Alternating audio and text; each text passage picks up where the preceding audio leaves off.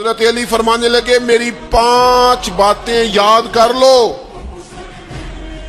اور فرمانے لگے اونٹوں پر بیٹھ کر تلاش کرنے نکلو گے تو یہ باتیں تمہیں ملے گی کہیں بھی نہیں، لے لو ہم سے حاصل کر لو، یہ فیض ہے۔ فرمایا ڈھونڈنے نکلو گے نہ ڈھونڈنے تمہیں یہ ملیں گی، ڈھونڈنے سے نہیں چیزیں ملیں گی۔ فرمانے لگے 5 باتیں لے لو یار حضرت شیر خدا کی 5 باتیں، آج اس کو سبق کے طور پر رٹا لگا لو، اسے یاد کر لو، دل میں بٹھا لو۔ شیر خدا کی 5 باتیں، علم و حکمت کا نچوڑ، نبی پاک صلی اللہ تعالی علیہ وسلم سے لیا ہوا فیض، وہ حضور کی امت کو بانٹتے ہیں، اپنے سے محبت کرنے والوں کو عطا کرتے ہیں۔ حضرت مولا علی شیر خدا فرمانے لگے 5 باتیں لے لو، تم اونٹوں پر بیٹھ کے نکلو گے تو تھک جاؤ گے، لیکن یہ باتیں تمہیں کہیں نہ ملیں گی۔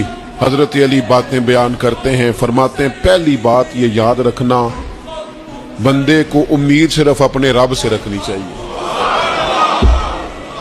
جیت جاؤ گے دوستو دنیا میں اگر یہ بات آ گئی، بچ جاؤ گے، دل ٹھنڈا رہے، بے قراریاں، بے چینیاں، پریشانیاں جان چھوڑ جائیں گی، امید صرف اپنے رب سے رکھو۔ حضرت مولا علی شیر خدا رضی اللہ تعالیٰ عنہ دوسری بات بیان کرتے ہیں، فرماتے ہیں اپنے گناہوں سے ڈرا کرو۔ تم غریب ہونے سے ڈرتے ہو، تم تنگ دستی سے ڈرتے ہو، تم لوگوں کی دشمنی سے ڈرتے ہو، اپنے گناہوں سے ڈرو، کہیں ایسا نہ ہو کہ تمہاری نافرمانیاں رب کی ناراضگی کا سبب بن جائیں، اپنے گناہوں سے ڈرو۔ اور تیسرا مولا علی شیر خدا رضی اللہ تعالیٰ عنہ فرماتے ہیں اگر تم جاہل ہو نا، تمہیں پتہ نہیں، تو علم کے بارے میں سوال کرنے سے کبھی نہ شرمانا، پوچھ لینا فائدہ ہوگا، کسی سے بات کر لینا فائدہ ہوگا، کسی سے سیکھ لینا نفع ہو جائے گا، کسی کو مان لینا اپنا استاد، زندگی بھر سمجھدار ہو جاؤ گے، فیض یاب ہو جاؤ گے۔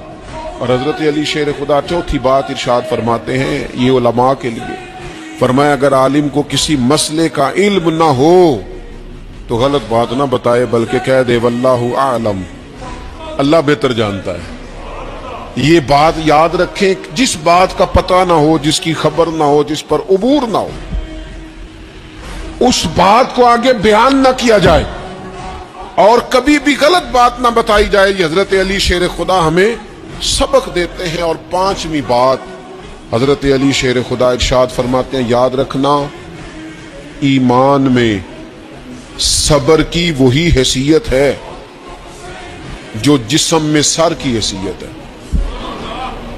اپنی زندگی صبر کے ساتھ گزارنا، زندگی میں کبھی بے صبرے نہ ہونا، حوصلہ نہ چھوڑ جانا۔ صبر بزدلی نہیں ہوتا، صبر تو اچھی تدبیر کو کہتے ہیں، صبر تو رب کریم کے فیصلے کے انتظار کو کہتے ہیں، صبر تو اللہ کی مدد کے نازل ہونے کے انتظار کو کہتے ہیں۔ فرمایا جو تمہارے جسم میں سر کا مقام ہے وہی ایمان میں صبر کا مقام ہے۔ یہ مولا علی شیر خدا نے ہمیں 5 باتیں